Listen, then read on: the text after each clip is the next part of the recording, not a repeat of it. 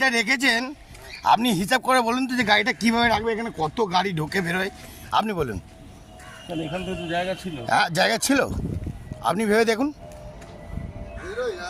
এখানে আপনি কোন জায়গাটা গাড়িটা রেখেছেন ভেবে দেখুন, আপনার গাড়িটা কোন জায়গাটা রাখা আছে দেখুন, আপনি ভালো করে দেখুন পজিশানটা দেখুন, দেখুন আপনি দেখুন নিজে দেখুন পজিশানটা দেখে নিন। না এইটাকে ছাড়লাম একটু সাইড করলাম যাতে এইটা বেরিয়ে যায়। হ্যাঁ। এটা অ্যাকচুয়ালি শুনুন, একটা কথা বলবো, এটা তো অ্যাকচুয়ালি পার্কিং এর জায়গা না।